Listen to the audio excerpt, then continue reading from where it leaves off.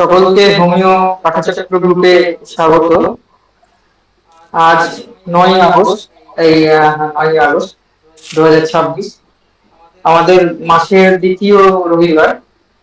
প্রতিবারের ন্যায় প্রতি মাসে আমাদের দ্বিতীয় রবিবার এই পাঠচক্র গ্রুপের আলোচনা শুরু হয়েছে। কিছুদিন, কয়েক মাস থেকে এটা শুরু হয়েছে। তো আজকে প্রথম পর্বের আলোচনা হবে যেই চ্যানেলের বই থেকে আলোচনা করা হবে the chronic miasm with repertory বই থেকে আলোচনা হবে some of the ways in which suppression may take place chapter থেকে। দ্বিতীয় পর্বের আলোচনা হবে গল্পের মাধ্যমে রূপলিপি ও রুব্রিক নির্বাচন।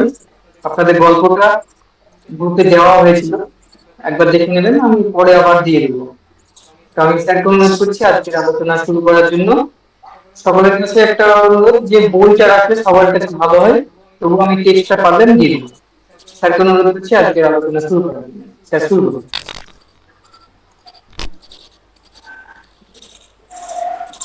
আচ্ছা, আমাকে কি দেখা যাচ্ছে ভালো? হ্যাঁ স্যার, ক্লিয়ার। আচ্ছা, আমি একটু ক্লিয়ার কম দেখছি। যাই হোক, সকল উপস্থিত চিকিৎসকবৃন্দকে দ্বিপ্রাহরিক অভিনন্দন এবং শুভেচ্ছা জানাই। এবং আজকে এই টপিকটার শেষ রজনী সাপ্রেশন নিয়ে যে চ্যানেলের বই থেকে এটা শেষ রজনী আমরা শুরু করে দিই।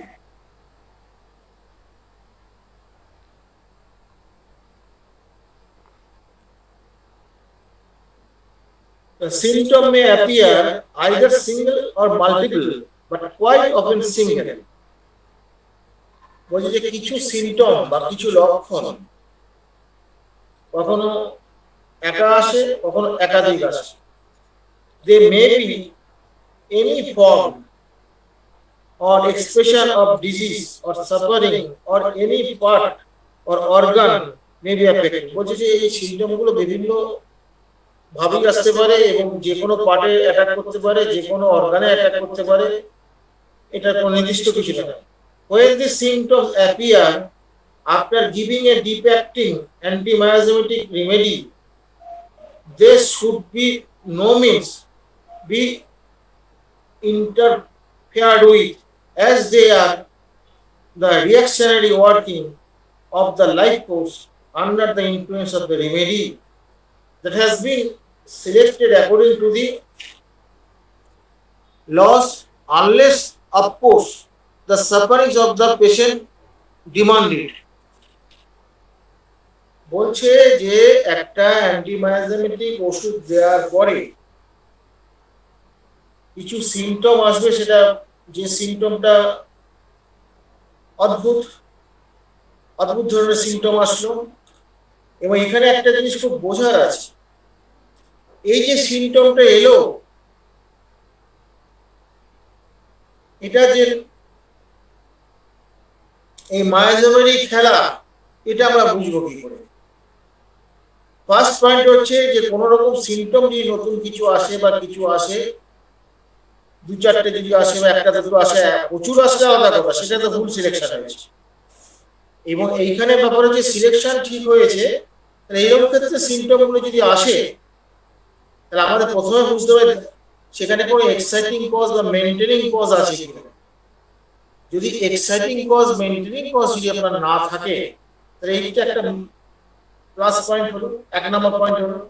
2 নম্বর পয়েন্ট হচ্ছে যে সেটা পুরনো কালে ছিল কিনা, মানে বহু আগে ছিল কিনা, সেটাও যদি কোনোভাবে বার করা না যায়, তখন তাহলে বুঝতে হবে যে এটা একটা ওষুধেরই খেলা চলছে। It is nothing but the eliminating process. এই প্রসেসের সম্মুখীন আমরা কিন্তু হয়েছি। তবে এই প্রসেসের ব্যাপারটা হচ্ছে কি, এতে হয় কি, ওষুধ দেওয়ার পরে এমন সিরিয়াস অ্যাটাক করে যে পেশেন্ট পার্টি বিভ্রান্ত হয়ে পড়ে, এবং আমরা অনেক সময় বিভ্রান্ত হয়ে পড়ি, নতুন রোগ এলো কিনা। এটা প্রথম পয়েন্ট। নতুন রোগ এলো কিনা, এটা হচ্ছে প্রথম পয়েন্ট। এই যে প্রথম পয়েন্টটা, যেটা নতুন কোনো রোগ আসেনি, কেন না, আমাদের কোনো এক্সাইটিং কজ বা মেনটেনিং কজ কিছু খুঁজে পাওয়া যায়, সেরকম কিছু ঘটেনি। কারণ কারণ ছাড়া তো কোনো ঘটনা ঘটতে পারে না। এটা তো অ্যাকিউট অবস্থা একটা আসে, অ্যাকিউট অবস্থায় এটা আসে। ওটা বাদ গেল, পুরোনো দিনেও কিছু ছিল না, অনেক জিজ্ঞাসাবাদ করে পাওয়া গেল না, এরকম ধরনের কোনো কিছু ছিল না কোনো। এই দুটো পয়েন্ট মাইনাস হলে তবেই বলতে পারবো যেটা ওষুধের খেলা শুরু হয়েছে। অবশ্যই এটা কিন্তু এলিমিনেটিং প্রসেস, দ্যাট মিন্স রোগ সারাবার প্রক্রিয়া। এইখানে এখানে যেই চ্যালেঞ্জ যেটা বলছে যে এই যে এই এই এইরকম ক্ষেত্রে ইন্টারফেয়ার করা যাবে না যদি সেটা কিরকম, যদি সেটা কি বলছে sufferings of the patient demanded, মানে সাফারিংস অফ দ্য পেশেন্ট যেটা ডিমান্ড করে, তার মানে কি ডিমান্ড কখন করে, যখন সিরিয়াস কন্ডিশন হয়ে যাবে তখন ডিমান্ড করে, সিরিয়াস কন্ডিশন হয়ে যাবে এইরকম ক্ষেত্রটা। এই সিরিয়াস কন্ডিশনটা কিন্তু আমাদের জীবনে বহুবার এসেছে, বহু ফেলিওর হয়েছে, পেশেন্টের গালাগালিও খেয়েছি, পেশেন্ট ছেড়ে চলে গিয়েছে, এরকম ঘটনাগুলো হয়েছে। কিন্তু এগুলোকে আমরা পরবর্তীকালে অনেকটা মিনিমাইজ করতে পেরেছি ডোজটা ঠিক করার জন্য।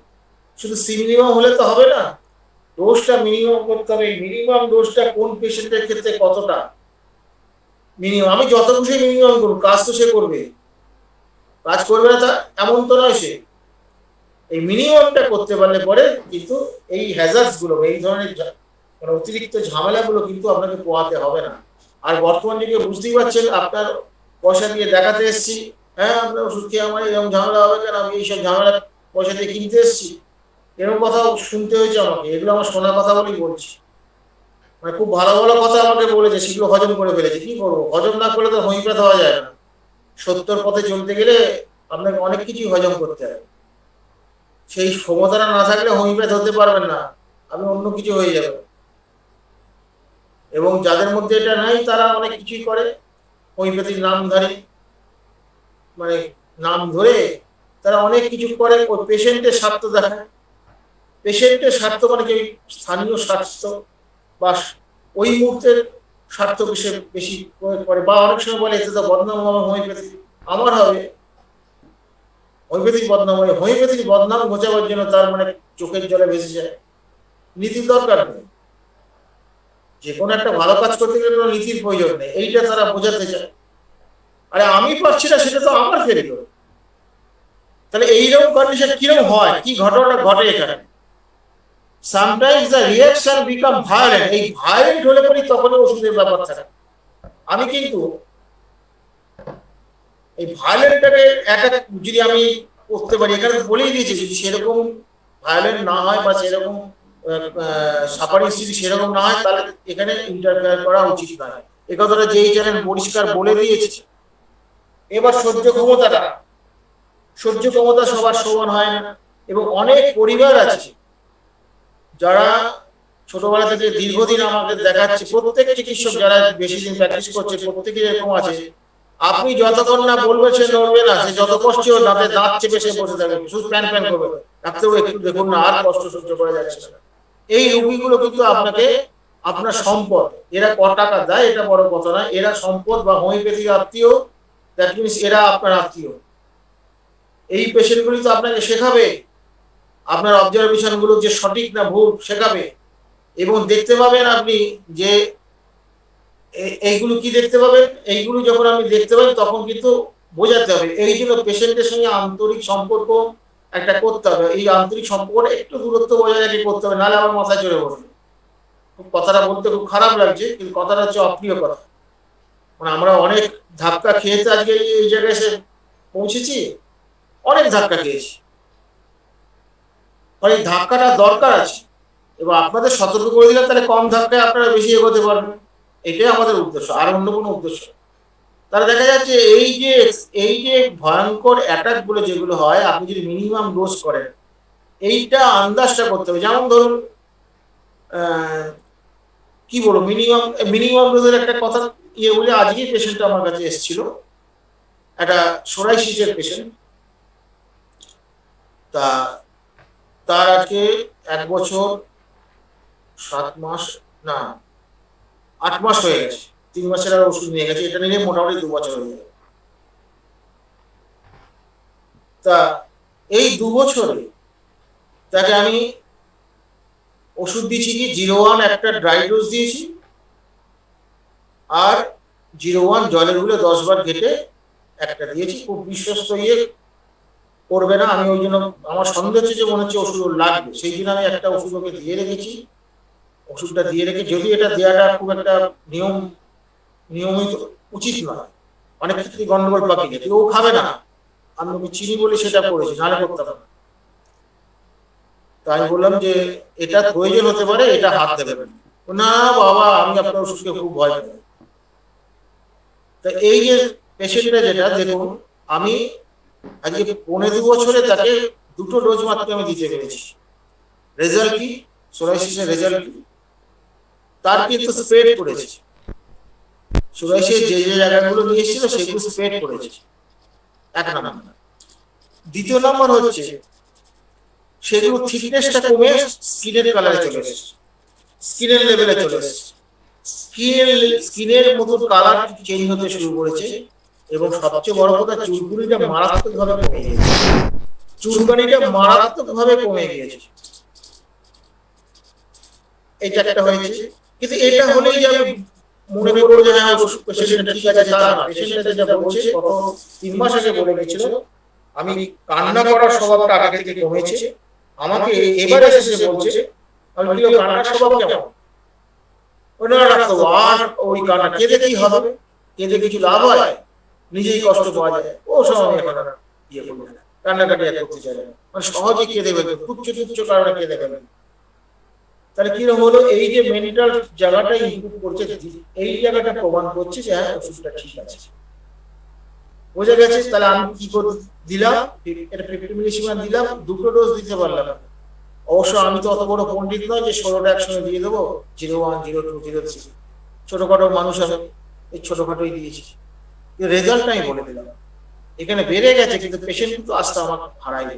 কেন হারায়নি? তার চুলকুনি অনেক কম আছে, অনেক কম আছে চুলকুনি, এবং তার স্কিন কালার ফিরে আসে, থিকনেসটা কমে গেছে। এই থিকনেস কমে যাওয়াটা মানে মোরসলেস সাইকোটিক এলিমেন্ট এখানে কমতে শুরু করেছে, এবং চুলকুনিটা কমে গেছে মানে এখানে সরিক এলিমেন্টটা এখানে কম আছে। পরিষ্কার বোঝা যাচ্ছে স্কিন কালারে আসছে, নর্মাল ফিজিওলজিতে আসবার চেষ্টা করছে, যদিও স্প্রেড করেছে। তাহলে বুঝতে পারছি যে একটা পেশেন্টকে আমি যখন স্টাডি করবো, তখন যদি ক্লোজ স্টাডি না করি, আমাদের ডোজ ঠিক করতে পারি। ডোজের কন্ট্রোল, এই পেশেন্টটাকে যদি 01 16টা ডোজ, 02 16টা, এটা কি হতে পারতো? বুঝতে পেরেছেন? ভাবতে পেরেছেন? আরেকটা কথা চুপি চুপি বলি, সিমিলিমাম সিলেকশন আমাদের সবসময় হয় না। আপনারা চেষ্টা করুন, যে পেশেন্টটা সিমিলিমাম সিলেকশন আপনার হবে, সেখানে আমি ওষুধ দিতে পারবেন না, ওষুধ দেওয়া বড় মুশকিল হয়ে দাঁড়ায়, মানে রিপিটিশন করতে গেলে ভয় লাগে, বেড়ে যাবে না, এরকম একটা ব্যাপার থাকে। খুব মিনিমাম, এই মিনিমাম জায়গাটা কিন্তু আপনাদের বুঝতে হবে। যতক্ষণ নয় হোমিওপ্যাথির এই মিনিমাম জায়গাটা আপনি বুঝবেন, তাহলে কিন্তু মাথা খারাপ হয়ে যাবে। এবং এই মিনিমামটা আপনাকে কিন্তু রোগী দেখে, রোগী বুঝে প্রয়োগ করতে হবে। ধাক্কা খাবেন, গালাগালি খাবেন, শিখবেন। এটা কেউ হাতে ধরে শিখে দিই এবং পেশেন্টটার এই রোগে এরকম দিতে হবে, এরকম ব্যাপারটা নয়, এইভাবে এটা হয় না। তবু একটা বলছি, মিনিমাম ডোজ যদি জলে গুলো আপনি 50 গ্লাস পরিবর্তন করে দেন, বুঝতে পারলেন না, 50 গ্লাস পরিবর্তন করে দেবেন, অসুবিধা কি আছে? আমি যেমন এখন কি করি, মানে আস্তে আস্তে চালাক হয়েছে, মানে যত কম দেওয়া যায়, কম দিয়ে বেশি পয়সা নেওয়া যায়। পেশেন্টকে কি বললাম, জলের মধ্যে গুলবেন, জলের মধ্যে গুলে ওই ইয়েটা টুথপিকটা, মানে ওই দাঁত খোঁচানোর টুথপিক যেটা আছে, ওটা জলে ডোবাবেন, ডুবিয়ে একবার ছেড়ে নেবেন, ছেড়ে নিয়ে ডবাটা টুকুস করে ঠেকে দিয়ে ছেড়ে দেবেন, 10 সেকেন্ডও রাখবেন না, ঠেকিয়ে দিয়ে ছেড়ে দেবেন। এই যে minimum nerve endings, minimum dose, এইগুলো যত করবেন, এই ক্ষেত্রে সুবিধা কি, ভুল করলেও পেশেন্ট কিন্তু খুব খারাপ দিকে যাবে না। আবার ঠিক করলে পরে খুব ভয়ঙ্কর অ্যাগ্রাভেশন হবে না। যে অ্যাগ্রাভেশনের কথাটা এখানে যেই চ্যালেঞ্জ বলছি, পেন হতে পারে প্রচন্ড, এই পেনের গল্প একটাই, এটা একটা খুব মজার কেস। এটা গতকালের কেস। আমার এক ছাত্র, ও পাকামিটা করেছে বটে, কিন্তু পাকামিটা করলেও আমি ওকে বকিনি। কেন বকিনি? যে ওইটা ওর ডিসিশনটা খুব সঠিক ছিল, সেই জন্য বকিনি। ওর একটা মাথা যন্ত্রণা আজকে কয়েক মাস এটাও প্রচুর স্কিনের প্রবলেম ছিল, এখন 80% চলে গেছে। শুধু স্কিনের প্রবলেম না, আরো কিছু ফিস্চুলা ছিল, ডেন্টাল ফিস্চুলা, রেক্টাল ফিস্চুলা, ওর রোগের সীমা নেই। এখন তার 32, 33, 34 বছরের ছেলে, তার হচ্ছে 180, 90 হচ্ছে তার উপরের প্রেশারটা, নিচের প্রেশারটা হচ্ছে 110, 15, এরকম একটা কন্ডিশন আছে। মানে বুঝতেই পারছেন কি ভয়ঙ্কর পেশেন্ট। তা এই পেশেন্টটাকে ওষুধ দেওয়া হয়েছিল, ওষুধ দিয়ে এবার কি হচ্ছে, মাথা ব্যথা কিছুতেই কমছে না। আমি 0.4 থেকে 0.5 দিলাম, তাতেও মাথা ব্যথার কিছু উন্নতি হয়নি। তারপরে ও দেখলো কি কতগুলো মেন্টাল সাইন্টিফিক ইমপ্রুভ হয়েছে, এটা বুঝতে পেরে ও ডাক্তারি করে, কিন্তু মাথা ব্যথা কোনোভাবে ইমপ্রুভ করছে না। ও কি করেছে, বলে বকাখাই খাবো, ওই মাথা যন্ত্রণার ইয়েটা কি করলো, ওই 4 ঘন্টা না 6 ঘন্টা অন্তর 3 দিন ধরে খেয়ে গেছে, ওই জলে ঢেলেছে আর ওরকম টুকটুক দিয়ে ঠেকে ঠেকে এই কাণ্ডটা করেছে। আমি তো বকতে যাচ্ছিলাম, তারপরে ডাক্তার হঠাৎ করে একদিন মাথাটা আমার কেমন করলো এখানটা, তারপরে নাক দিয়ে আমার রক্ত বেরোতে শুরু করলো, বানার দিয়ে, তার সঙ্গে অনেক ডিসচার্জ বেরোলো, মাথা ব্যথা দিয়ে। আমি তোমার মাথা ব্যথা কি চোট লেগেছিল? বলে হ্যাঁ ডাক্তারবাবু, এটা মায়ের কাছে শুনেছি যে চোট লেগেছিল, আপনাকে আমি এটা বলতে পারিনি, চোট লেগেছিল, সত্যি সত্যি চোট লেগেছিল। তাহলে এই যে তার চোট লেগেছিল এইটা হলো, এবং আরো কিছু কিছু ট্রাবলস আছে যেগুলো ভীষণ কষ্টদায়ক তার শরীর মধ্যে, বলছে আপনাকে ওষুধ দিতেই হবে, না দিলে হবে না। আমি তাকে ওষুধ দিলাম না কেন? সে একটা কথা আমাকে বলছে যে আগেতে যেসব লোকগুলো আমাকে অপমান করেছে, যে লোকগুলো অত্যাচার করেছে, যে বাজে বাজে কথা বলেছে, এই কথাগুলো আমাকে মনে করলে আমি কষ্ট পেতাম, কাঁদতাম। এখন এই কথাগুলোকে আমি গুরুত্বই দিচ্ছি না। কি করছো? ওসব ভেবে কি হবে, যা হয়ে গেছে হয়ে গেছে। That means the reason gifted mind না রিটার্ন করতে শুরু করেছে। এইখানে রিটার্ন করতে শুরু করেছে বলে তার ফিজিক্যাল কষ্টের কথা বলছে, আমি তাকে ওষুধ দিয়ে দেবো? আমি কি পাগল হয়েছি নাকি? পাগল হয়নি। তার পরিষ্কার বোঝা যাচ্ছে রিপিটেশনের জায়গাটা অ্যানিমেলও কিন্তু অর্গাননে বলেছে, যে ক্ষেত্রে সেন্সিটিভ পেশেন্ট হবে সেখানে কিন্তু বেশি দেওয়া যাবে না, সেখানে বুঝে সুঝে ওষুধ দিতে হবে। আর রিপিটেশন করতে পারো, ওই যে পিটুইটারি যে রিপিটেশনের গল্পটা পড়েছে, অ্যাট সার্টেন সার্টেন না, এটা কি ইন্টারভাল যেন বলা আছে, সুটেবল ইন্টারভাল এটা বলা আছে। এই কদিনকে ক্রনিক ডিজিজের ক্লাসটা করলাম, ওখানে হ্যানিম্যান কি বলছে, যতক্ষণ কাজ করবে ততক্ষণ দেবে না। তাহলে কোনটাকে ধরবো, অর্গানন ওইটাকে ধরবো, না এই হ্যানিম্যান যে ক্রনিক ডিজিজ ট্রিটমেন্ট পার্টে এই কথাটা বলছি, কোনটাকে ধরবো? এই হচ্ছে আমাদের সমস্যা। আমরা কিন্তু সামগ্রিকভাবে বিচার করতে শিখিনি। আমরা হচ্ছে তোতা পাখির মতো, তোতা পাখির মতো যেটুকু বলবে সেটুকু বুঝি, তার বাইরে কিছু বুঝি। কিন্তু মাথাটাকে তো খেলাতে হবে, দেখো মাথাটা তো খেলাবার জন্য, মাথায় এত বুদ্ধি আছে, সেটা কাজে লাগাতে হবে না? আমরা কাজে লাগাচ্ছি কোথায়? আমরা কিন্তু কি করছি, মুখস্থ করছি আর কোনো ব্যক্তির দাসত্ব করছি। হ্যানিম্যান তো কথা বলেন না, উনি কি বলেছেন, যুক্তিবাদী বিজ্ঞানকে ফলো করতে বলেছেন, রিজন গিফটেড হতে হবে, মানে যুক্তিবাদী হতে হবে, যুক্তির দ্বারা গ্রহণ অর্জন করতে হবে। আমরা সেটা করছি না। এবং আমাদের এই পথে এগোতে গেলে পরে আমাদের প্রথম হচ্ছে যে রেকর্ডিংটা ঠিক মতন করতে হবে, করার পর আমাদের কি করতে হবে, ডোজের ব্যাপারটা সতর্ক হলে এই ভায়োলেন্ট অ্যাগ্রাভেশন গুলো আপনারা পাবেন না, আর এই অবস্থাটা আপনাকে ফেস করতে হবে না। যেমন ধরুন অনেকে পেন হয়, এই পেনের গল্পটা বললাম, পেন কথাটা বলেছে বলে এই কথাটা বললাম, তাহলে বুঝতে পারছেন যে এরকম সিরিয়াস কন্ডিশন হতে পারে। তো এই পেনটা কেন হলো, এখানেও আমি বলেছিলাম যে 1 সপ্তাহ পর পর আমাকে ফোন করবে, আমি কি অবস্থা আছো আমাকে জানাবে। সেবারটা জানাই, সে মনে করেছে ভালো আছে, পরপর চালিয়ে গেছে, 2 সপ্তাহ এরকম খেয়েছে, 2 দিন অন্তর একটা খেয়েছে, খাওয়ার পরে তার মাথা ব্যথার কিছুতেই কমে না, তখন ওই কাণ্ডটা করেছে। এখানেও কিন্তু ডোজিংটা, কপাল ভালো যে ওর মানে কপালটা খুলে গেছে, না খুলে গেলে কিন্তু বিরাট বিপদ হয়ে যেত। এরকম কিন্তু পরপর ওষুধ দেওয়ার নিয়ম নেই, এতে কিন্তু খুব গন্ডগোল হয়। এবং আমি তো এই প্রত্যেকটা ওষুধকে এই কারণে ভয় পাই যে অধিক অধিক ওষুধ পড়ে গেলে পরে মহা মুশকিল। আরেকটা ছেলে এরকম হয়েছে, তার কি হচ্ছে, ফিজিক্যাল কন্ডিশন সব চলে গেছে, মেন্টাল কন্ডিশন সিভিয়ার অ্যাগ্রাভেশন করেছে। আমি তাকে বললাম যে তুমি 4টে ডোজ খেয়ে আমাকে ইয়ে করবে, 4টে ডোজ তুমি খাও, কিন্তু খেয়াল রাখবে যদি কোনো কিছু বাড়তে শুরু করে তাহলে তাহলে কিন্তু আর খাবে না, আমাকে ফোন করবে। সেবারে 4টে কেন, সেটা 20-22টা খেয়ে বসে আছে, ভালো আছে। আর তুমি এটা কোথায় শিখলে? না ভালো থাকলে তো দেওয়া যায়, হ্যানিম্যান বলেছেন অ্যাক্টিভেশন হয়ে পড়ে। আমি তুমি শুধু ওই হ্যানিম্যানের ওই জায়গাটাই পড়েছো, বাকিটা পড়ো নাই। এই জায়গায় এই কথা বলেছে, এই জায়গায় এই কথা বলেছে, তার কি হয়েছে? ড্রাকুমি হয়ে গেছে। বুঝতে পারছেন? ফলে ওই যে 15-16 টাকা ওষুধ দেয়া, কপাল ভালো সিলেকশন ঠিক হয় না, নাহলে পেশেন্ট গুলো একদম মানে মারা যেতই, মারা না যাচ্ছে, বিশাল রোগে পড়ে যেত। এবার আসা যাক, এখানে হ্যানিম্যান কি বলছে, ইরিসিপিলাস, এটা এক ধরনের ইনফেক্টিভ ব্যাকটেরিয়াল ইনফেকশন হয়, এইগুলো সব আসে, এগুলো রিজেনারেটিভ প্রসেসের মাধ্যমে আসে।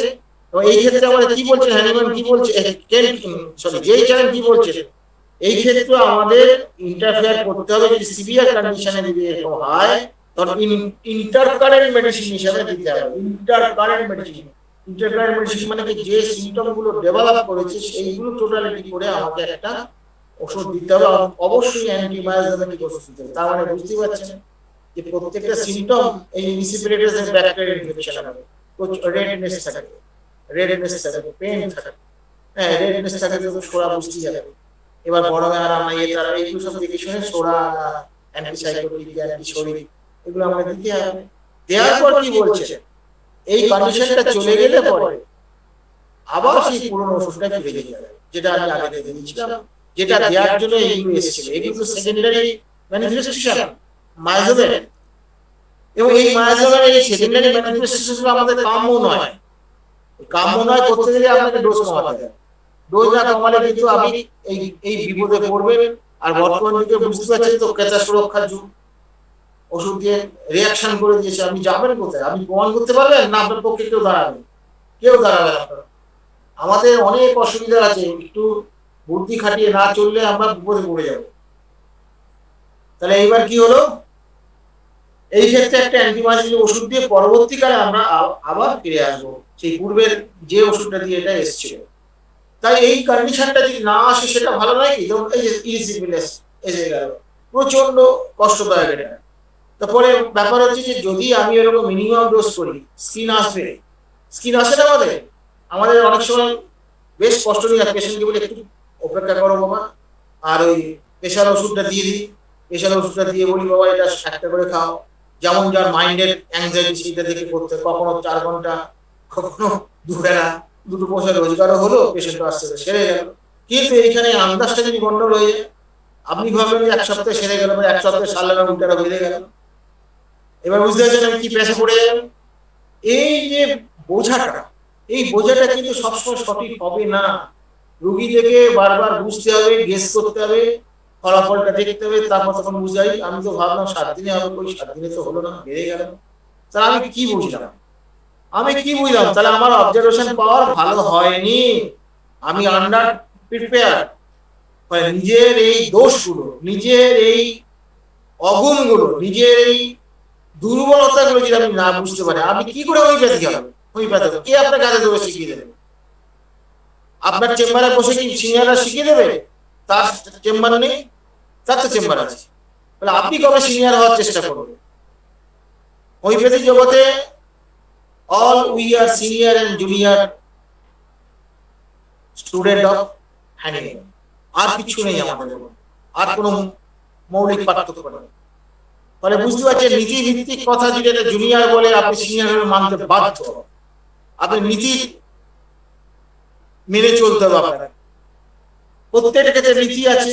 এইবার কি বলছে, the curative process is a retrograde process, is stepping back words in going over the old trodden path of life.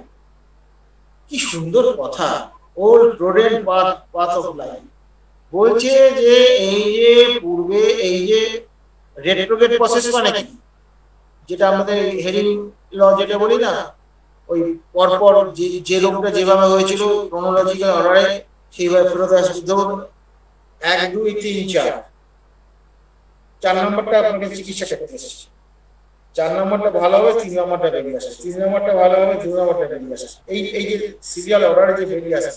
এবং আপনি দেখবেন যদি ভালো রেকর্ডিং করেন না, আমি দেখতে পাই পেশেন্ট একদম সিরিয়াল অর্ডারে রিটার্ন করছে, কিন্তু ইভেন আমরা দেখেছি যারা ভুল ওষুধ খেয়েছে, এই ভুল ওষুধের সিমটম গুলো পর্যন্ত ফেরত আসে, ভুল ওষুধের সিমটম গুলো পর্যন্ত ফেরত আসে আমরা দেখেছি, আমি অনেক দেখেছি, একটা দুটো না। এবং এই হোমিওপ্যাথি ওষুধের ভুল ইয়েগুলো ফিরে আসা, এটা তার 14 পুরুষের ভাগ্য ভালো, কারণ হোমিওপ্যাথি সাবপ্রেশন হচ্ছে পৃথিবীর সবচেয়ে জঘন্যতম সাবপ্রেশন, জঘন্যতম সাবপ্রেশন হোমিওপ্যাথিক পোটেন্সি দিয়ে সাবপ্রেশন করা। এটা কবে আমরা বুঝবো, কবে আমাদের চেতনা হবে, কবে আমাদের বোধ বুদ্ধি হবে হোমিওপ্যাথি ওষুধ নাকি ক্ষতি করে না? মূর্খের কথা, মূর্খ, মূর্খ নলে এই কথা বলেন না।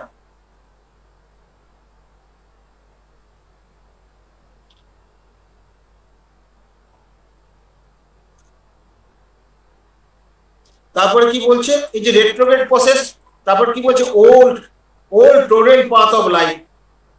তার মানে কি, যে পথ দিয়ে আপনার ওই পুরোনো দিনগুলো গেছে, সেই পুরোনো দিনগুলোতে আপনার ফিরে আসবেন, ওই পুরোনো দিনের সিমটম গুলো, ওই সময়কার আবেগ গুলো, এগুলো সব ফেরত আসছে বলে পেশেন্ট, এগুলো ফেরত আসছে।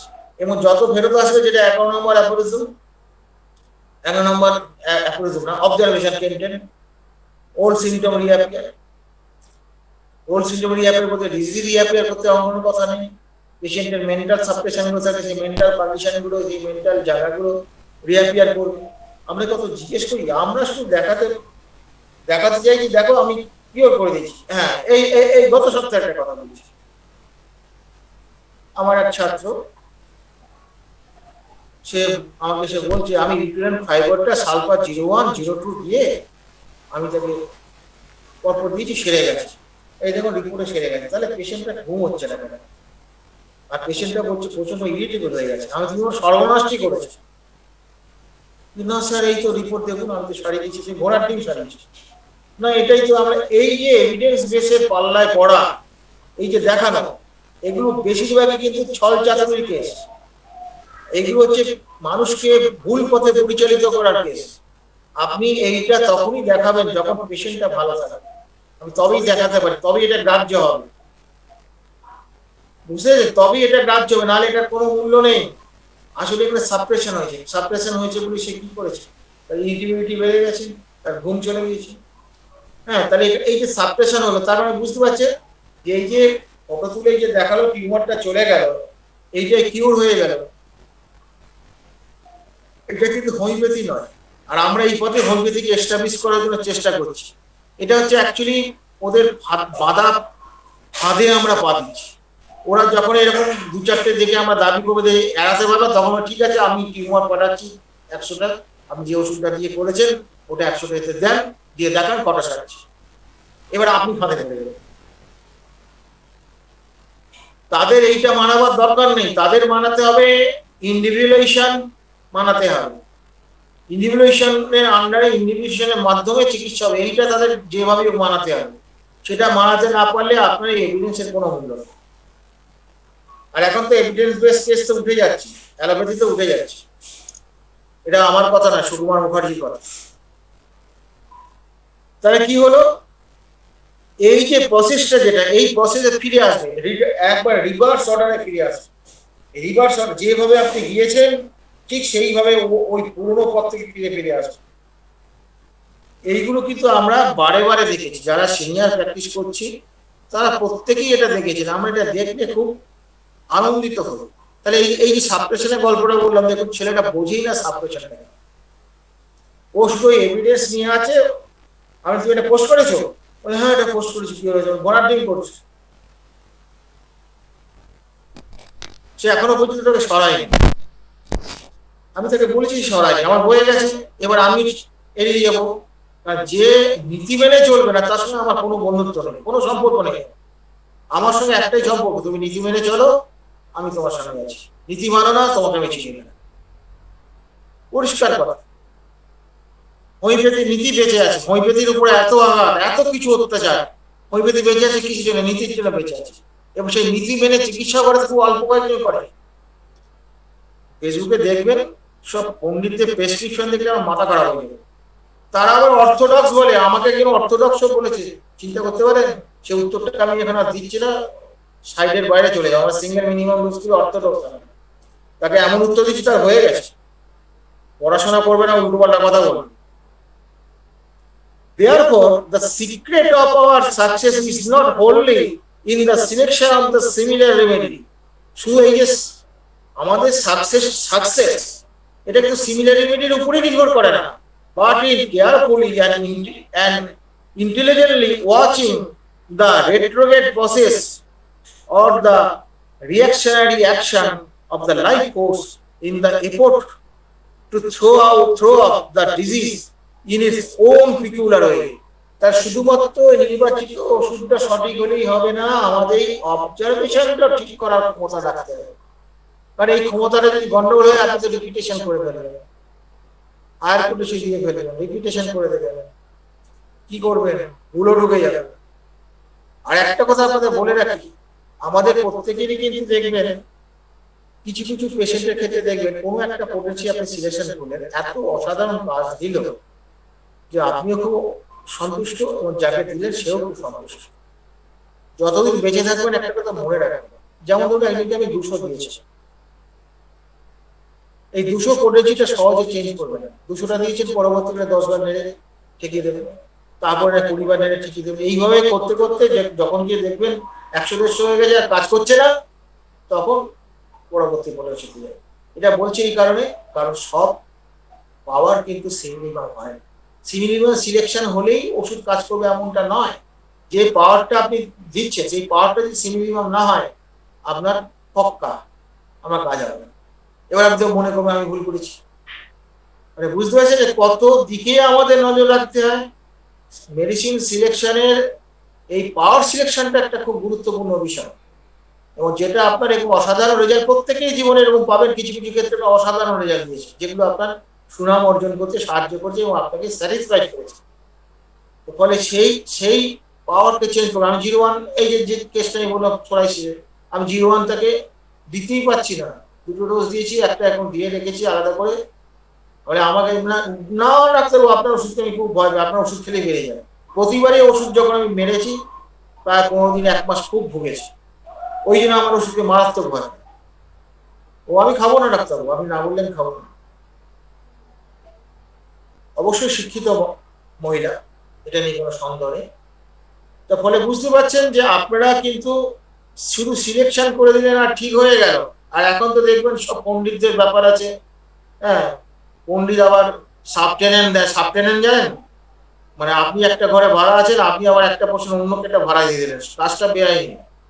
এরকম অনেকেই করছে, সকল বড় বড় ডাক্তাররা তাদের ছাত্রদের বলছে এটার ইয়ে করো, রেকর্ডিং করো, রেকর্ডিং করে আমাকে দাও, আমি ওষুধটা বসিয়ে দেবো। তাহলে একটা বড় ভাব দেখানো গেল, অন্য লোক রেকর্ড করছে, নিয়ে বসিয়ে দিচ্ছে। রেকর্ডটা কখনো কারো হাতে ছাড়বে না। কেন ছাড়বেন না? কারণ আপনার যে এক্সপিরিয়েন্স, আপনার যে বুদ্ধিমত্তা, সেটার ভিত্তিতে তো রেকর্ডটা হবে, নাহলে আমি বার করবেন কি করে? আজ থেকে 10 বছর আগে যা বার করতে পারতেন না, এখন বার করতে পারছেন। ফলে আপনি এখানে এটা করবেন না, এটা ভাগাভাগির বিষয় নয়। ভাগাভাগি হচ্ছে অ্যালোপ্যাথিতে চলে, একটা রোগীর জন্য অনেক রকম ভাগ থাকে, হ্যাঁ, কিন্তু আমাদের তো একটা ভাগ বাবা। এই ভাগাভাগিটা বন্ধ করতে হবে। বড় স্বাস্থ্যে গেলে বড় হন, কোয়ালিটিতে বড় হন, ওই লোক দেখানো বড় নয়। আমি 5টা জুনিয়রকে পুষেছি, হ্যাঁ, আমাকে করে আমি খুব বড় ডাক্তার, ওষুধ নাম লিখে দিলাম। এই ইমেজ গুলো তৈরি করবে না, ইমেজ গুলো পেশেন্টের আলটিমেটলি ক্ষতি করবে, এবং আলটিমেটলি হোমিওপ্যাথির লস হবে। আপনার লস হবে সেটা এখনো বুঝবেন না, অহংকার তো, অহংকার মানুষকে এই জায়গায় নিয়ে যায়।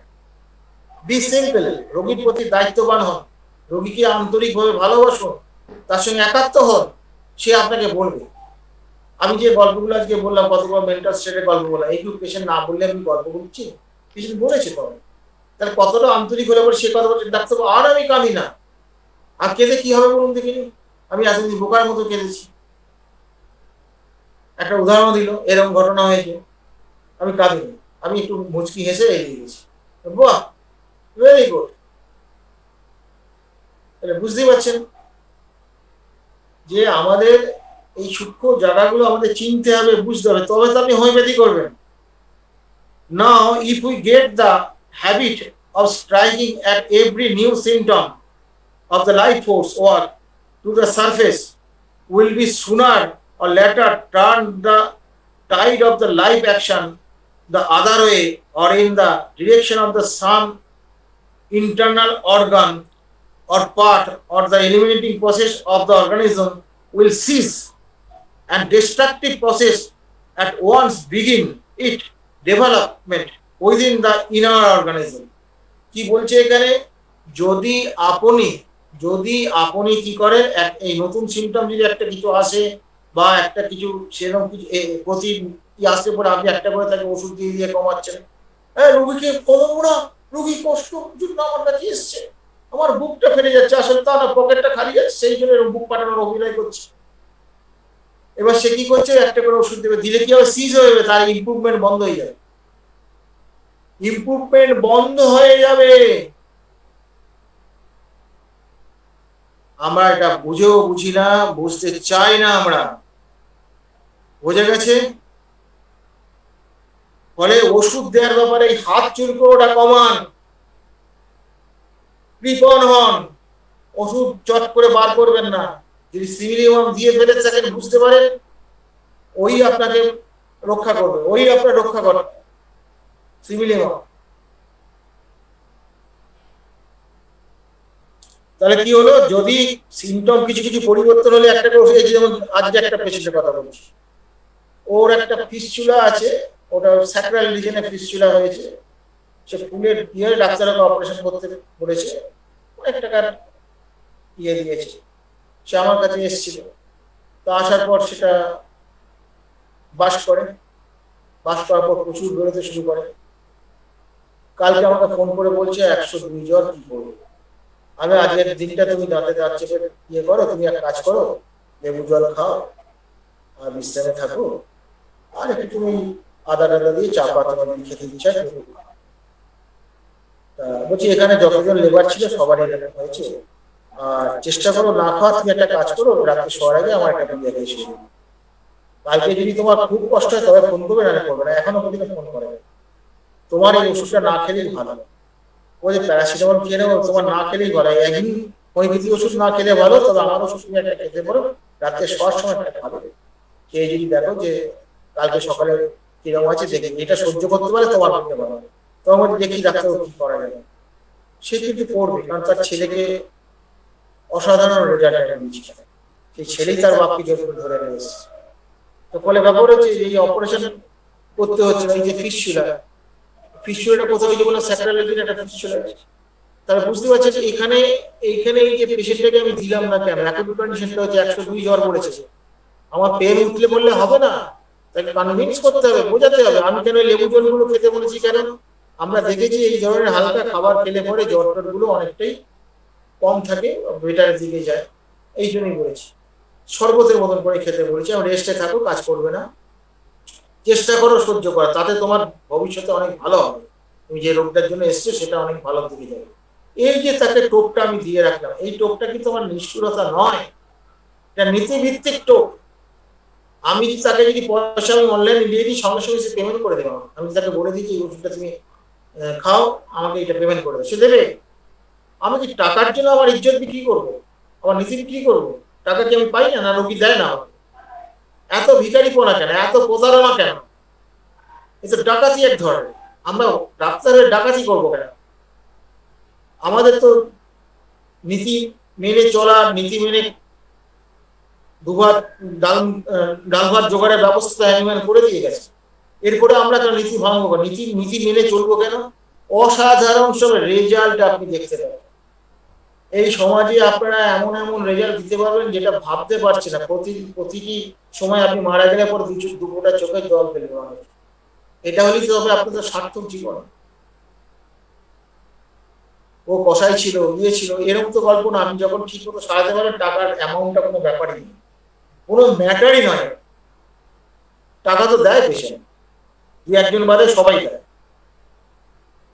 তাহলে বোঝা যাচ্ছে যে আমরা কথায় কথায় ওষুধ দেবো, অ্যাকুট কন্ডিশনে এসছে অ্যাকুট ওষুধ দেবো না।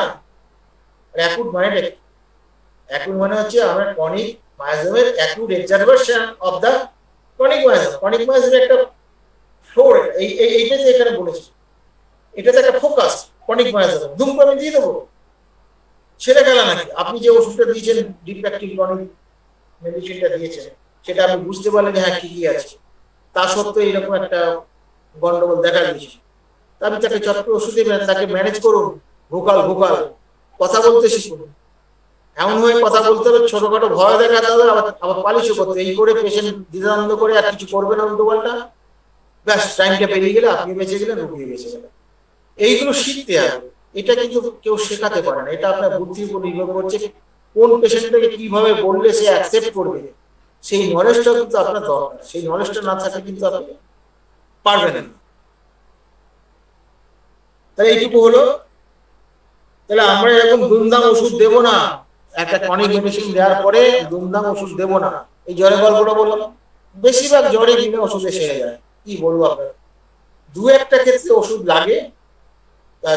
আমি চেষ্টা করি আগে ওই ওষুধটা কোনো লোয়ার পোটেনসি দেওয়া যায় কিনা, লাগলে আরেকটু চেষ্টা করি যদি এক্সাইটিং কজটা যদি খুব মারাত্মকভাবে থাকে, কম থাকে, সেক্ষেত্রেও করি কি একটা লোয়ার পোটেনসি ঠেকাবার চেষ্টা করি। এটা হচ্ছে 100টার মধ্যে একটাকে দুটো, বাকি 98টা ক্ষেত্রে বাতেলা দিয়ে থাকে শুধু কায়দা করে ঘুরে বেড়ায়, এই বেলাটা দেখো ওই বেলাটা দেখো, এই সব কাণ্ড কারখানা করি, ফোন করছিস হ্যাঁ খাও কমবে, ওষুধ খেতে দিচ্ছি কমবে, ওষুধটা তো পাওয়ারটা কম দিচ্ছি তো, আগের ওষুধটা অনেক হাইপার তো, ওটা আছে বলে এটা কাজ করতে একটু অসুবিধা হচ্ছে, কমে যাবে, যদি একদম একান্ত না কমে তুমি কালকে আমার কাছে চেম্বারে এসো।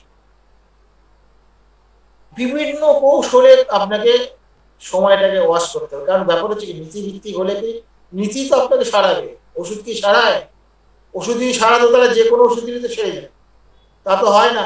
ওষুধে যখন নীতিভিত্তিক প্রয়োগ হয় তখন সেই নীতি তোমাকে কিওর করে, মেডিসিন কখনোই কিওর করে না, এই কথাটা একটু হজম করতে অসুবিধা হবে। ওষুধটা যখন নীতিভিত্তিক করে তখন সে কিওর করে, যদি ওষুধ কিওর করার ক্ষমতা থাকতো তাহলে ওষুধ নিজেই যে কোনো ওষুধ দিলেই পরে কিওর করতো, এটা অ্যালোপ্যাথি দেয়, এইটা অ্যাসিডের জন্য, ওটা কিওর ওরা বলে বলে ধরে নিলাম উপশমিত, আমাদের তো ওরকম হবে না।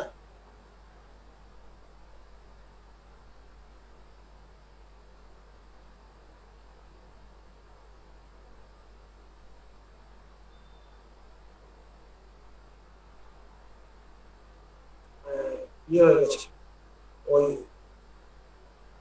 ঠিক আছে।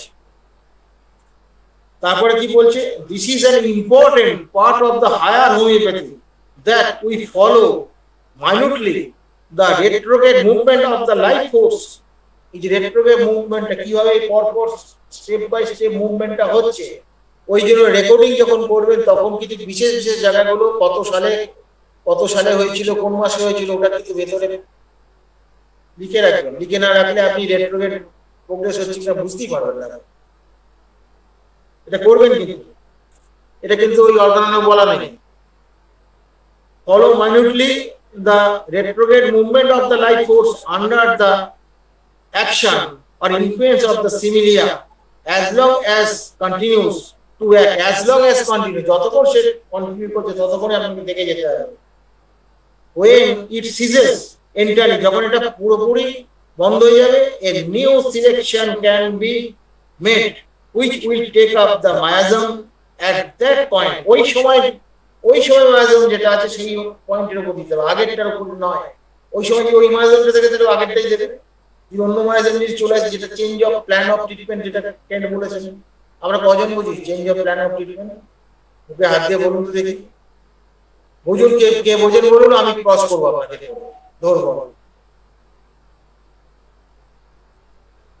Miasm at the point and continue the neutralize its action upon that life and the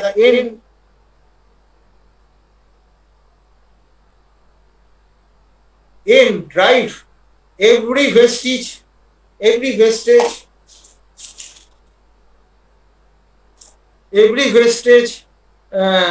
and sign of its presence for the organism and the perfect and complete cure in the result of our efforts. আমাদের চেষ্টার ফলে যদি আমরা এইভাবে observation গুলো করতে পারি তাহলে কিন্তু আমরা বুঝতে পারবো। এখানে জেন কাঞ্জিলার বলছে enhance your observation power, enhance, তোমার অবজারভেশন পাওয়ারটাকে বাড়াও, নাহলে তুমি গন্ডগোল করবে।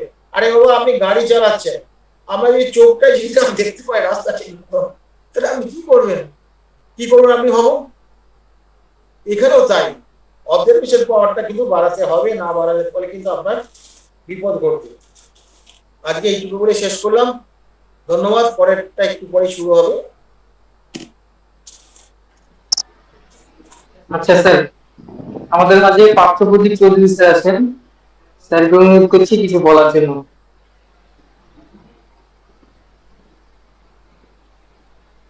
ধন্যবাদ দিবেন, আমাকে অনেক অনেক ধন্যবাদ। আসলে যা বলার শব্দ বলেই দিয়েছে, পুরো ব্যাখ্যার মধ্যে এইরকম ভাবেই আগাতে হবে।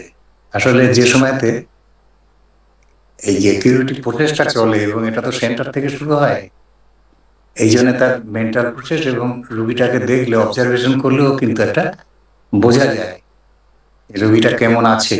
অনেক সময় রুগীরা তার লক্ষণগুলোকে বাড়াবাড়ি করে বলে, এই বাড়াবাড়ি করে বললে পারি সেটা নয়, এটা কিন্তু এই অবজারভেশনে বুঝতে হবে। অনেক সময় লুকিংটা দেখেও বোঝা যায়, কিন্তু যখন ওই যে একটা কিউরেটিভ প্রসেস চলছে, এই চলতে চলতে একটা যদি এক্সাইটিং কজ এসে যায় মারাত্মকভাবে, এবং সেই ক্ষেত্রে একটা দেখা যায় যে একটা ওষুধের কিন্তু পুরোপুরি একটা ছবি চলে আসে, সেই সময় আমাদের একটা ইন্টারকারেন্ট ওষুধ দিতে হতে পারে, এবং এটা খুব রেয়ার কেসে।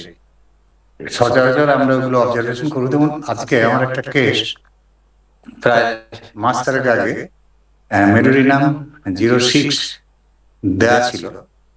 হ্যাঁ, তার মধ্যে কি হয়েছে, ওর দুজন রিলেটিভ মারা গেছে খুব অল্প বয়সে, তার মধ্যে একটা রোড অ্যাক্সিডেন্টে মারা গেছে। এবং সেইখানে সে এতটা শক হয়ে গেছে যে তার কিন্তু যে প্রসেসটা সেটা কিন্তু স্টপ হয়ে সে কিন্তু একটা বাড়াবাড়ি জায়গায় চলে গেছে, যে খেতে পারছে না, এবং ভীষণ উইক হয়ে গেছে এইসব নিয়ে, এবং ভীষণভাবে কান্নাকাটি করছে। এই সময়তে তার ওই যে একটা অ্যাকুট যে গ্রিফ, এই কথাটা মাথায় রেখে আমি চেষ্টা করেছি কোনো ওষুধ না দিতে, কিন্তু এইটার উপর লক্ষ্য রেখে একটা ইন্টারকারেন্ট ওষুধ দিতে হলো। এবং এই ফেজটা যখন চলে যাবে, সেটা কিন্তু একটা অ্যান্টিসোরিক, আমি ইগনেশিয়া তাকে প্রেসক্রিপশন করেছি 1M। তা এইটা দেওয়ার পরেতে এখন তো সেটা ওয়াচ করতে হবে, আশা করা যায় সেটা ভালো থাকবে। এবং সেটা কিন্তু আমাকে আবার সেই পুরনো, এইটা চলে যাওয়ার পরে আবার সেই পুরনো প্রসেসটা কিন্তু তার কন্টিনিউ করবে। এখন যদি দেখা যায় সেটা স্টপ হয়ে গেছে বা আবার সেই পুরনো লক্ষণগুলো আবার ফেরত আসছে, তখন কিন্তু নেক্সট ট্রায়ালের কথা আমাদের ভাবতে হবে। এখন এবার নেক্সট ট্রায়ালের কথা কেন কিন্তু সবসময় বলছেন যে একটা ওষুধ, যেটা আমার বললো আর কি, একটা ডেভিয়েশন ডোজ, ওইটা একটু জার্কিং করে জলের মধ্যে এবং এটা অনেকটা যতটা মিনিমাইজ করা যায় সেই রকম ভাবে আগাতে হবে। এবং এই ক্ষেত্রে আরো একটা জিনিস দেখা যায়, change of plan of treatment, যেটা কেন্ট কিন্তু তার সেকেন্ড প্রেসক্রিপশনে বলছেন, যে সেখানে কিন্তু একটা মায়াজম যখন চলে যায়, তখন কিন্তু একটা অনুমায়াজমেটিক ফেজ কিন্তু তার উঠে আসে। সেটা কিন্তু রুগীকে অবজারভেশন করলে সেইগুলো কিন্তু ধরা পড়ে। তখন আবার আমাদের আবার পুনরায় সম্পূর্ণ কেসটাকে তলিয়ে দেখতে হবে, এবং সেটা যে মায়াজমটা অ্যাক্টিভ ফেজে এখন উঠে আসছে, সেই রকম একটা অ্যান্টিমায়াজমেটিক ওষুধ কিন্তু আবার সিলেকশন হবে। এইভাবেই কিন্তু চলবে একটা ক্রনিক কেস। ওই একটা ওষুধ দিলেই বা সেইটাকেই শুধুমাত্র কন্টিনিউ করলেই কিন্তু রোগীটা সম্পূর্ণ আরোগ্য হবে না। হ্যাঁ, সেখানে change of plan of treatment এটাকেও মাথায় রাখতে হবে। কিন্তু আমাদের দেখতে হবে যে আমাদের যে সিলেক্টেড মেডিসিন যেটা, সেটা কিন্তু সম্পূর্ণভাবে কাজটা যেন শেষ করে ফেলেছে, স্যার আগাতে পারছে না। এমনকি একটা নেক্সট হায়ার দিয়েও দেখতে হবে। এখনো দেখছি যে রোগীটা আর কোনো ইমপ্রুভ করছে না, এবং তার আবার অন্যান্য যে লক্ষণগুলো ফেরত আসলো। এবং এই যে অনেক সময় তো এই যে মায়াজমের যে যে বিভিন্ন মায়াজম যখন একসাথে থাকে আর কি, সেটা যখন একটা মায়াজম তার সেটা ফ্রি হয়ে গেল, তখন অন্য মায়াজম যখন না আসবে, তখন তো সে একটা ক্লিয়ার কাট ইন্ডিকেশন দেবেই। তবুও আমাদের নেক্সট হায়ার সিলেক্টেড মেডিসিন আগেকার, এটা দেওয়ার পরেতে যখন আর কোনো কাজ করে না, তখনও কিন্তু আমাদের এইটা সিলেকশনটা করতে হবে। এইভাবেই কিন্তু আমাদের ভীষণ এই অবজারভেশনটা খুব মারাত্মকভাবে দেখতে হবে, এবং যতক্ষণ আমাদের ওষুধ দিতে হবে সেই সময় দিতে হবে। আগে আগে যদি আমরা দিয়ে ফেলি তাহলে কিন্তু গন্ডগোলটা হয়ে যাবে। এই সবটাই কিন্তু অবজারভেশনের উপরে নির্ভর করছে, এবং এটা মানে এই নতুন যারা ডাক্তার তারা কিন্তু এটা করতে করতেই শিখবে। প্রথম প্রথম কিছু কিছু ভুল হয়, হয় না তা নয়, কিন্তু একটা ওষুধ কাজ করছে সেই সময় যদি আর একটা দুমদাম ওষুধ দিয়ে দেওয়া হয় তাহলে কিন্তু একটা কিউরেটিভ কেস কিন্তু ইনকিউরেবল স্টেটের দিকে চলে যেতে পারে। এই জায়গাটা ভীষণ সতর্ক হতে হবে। সেই জন্য যে কথাটা মানে হ্যানিম্যান বলেছেন এবং যেই চ্যানেলও সেটা বলছেন যে তিনটে যে আমাদের ভুল হয়, একটা সিলেকশন অফ মেডিসিন, আর সিলেকশন পোটেনশিয়াল ডোজ, আর থার্ড হচ্ছে যেটা আমরা খুব ভুল করি সেটা হচ্ছে সাফিসিয়েন্ট টাইম পর্যন্ত আমরা অপেক্ষা করি না। এই তিনটে দিকে যদি আমরা খুব ভালোভাবে খেয়াল করে আগাতে পারি তাহলে কিন্তু আমাদের একটা ক্রনিক ডিজিজের একটা সাফল্য পাবো। ওই যে সোরিয়াসিসের কেস যেটা অমর বললো, এই সোরিয়াসিস কেস কিন্তু একটা সিঙ্গেল মাইজেমের উপর করে না। ওই যেটা বললো যে একটা শরীর স্টেট চুলকানিটা কমেছে বা তার সাইকোসিসের যে থিকনেসটা সেটা কমছে, এটা ভালো। এখন আবার দেখা যাবে যে হয়তো এই কেসটাই একটা অন্যরকম আবার একটা ছবি দিচ্ছে, অন্য কোনো ওষুধের অন্য কোনো মায়োমেটিক যে ফ্লেয়ার আপ যে কন্ডিশনটা আসছে, তখন পরে আবার সেই রকম ভাবে তাকে আগাতে হবে। সোরিয়াসিস কেস কিন্তু ওই একটা মায়াজামের উপর দিলেই সেটা কিন্তু যাবেও না। খুব এই সোরিয়াসিসের কেস একটা মারাত্মক মানে কিওর নিয়ে যাওয়ার জন্য আর কি খুবই ঝঞ্ঝাটপূর্ণ একটা কেস। যাই হোক, অমর যেটা বলেছে তার উপর আর কোনো কথা হয় না। এইগুলোই আমরা খেয়াল করি এবং এইগুলো লক্ষ্য করে আমাদের কিন্তু আগে যেতে হবে। ধন্যবাদ, একটু বললাম, আর কি কিছু বললে শুনি। সকলে ভালো থাকবে। ধন্যবাদ স্যারকে, খুব সুন্দর একটা সংযোজন স্যারের কাছ থেকে পেলাম। আচ্ছা, আমাদের যেহেতু সময় কম, আমরা প্রশ্ন এই উত্তরে নেব। দীপেন, ধন্যবাদ স্যার। জানাও ধন্যবাদ জানা পার্থ ইন্টারনেটকে, পার্থকে নয়। ঠিক আজকে আছে ইন্টারনেট স্যার। গন্ডগোল করেনি, ওর নেট গন্ডগোল আচ্ছা করেনি স্যার। আজকে। হ্যাঁ স্যার, ঠিক আছে। আচ্ছা, আজকের এই যতটুকু আলোচনা হলো, কারো যদি কোনো প্রশ্ন থেকে থাকে আপনারা করুন। অনেকের জিজ্ঞাসা থাকতে পারে। তারপর আমরা দ্বিতীয় পর্বে যাব। কারো কি কোনো প্রশ্ন আছে আজকের বিষয়ে যেসব আলোচনা হলো, যে যতটুকু?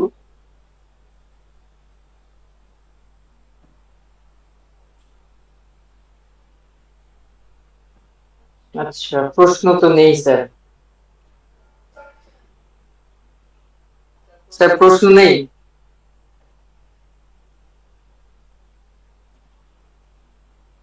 প্রশ্ন না থাকলে পরেরটা আলোচনা শুরু করে দাও। আমি রেডি আছি। আচ্ছা স্যার, আমি একটু সময় নিচ্ছি। এটা আচ্ছা, আলাদা রেকর্ড করবে, এটা আলাদা রেকর্ড করবে। আমাদের দ্বিতীয় পর্বে আলোচনা শুরু করছি। একটু সময় নিচ্ছি।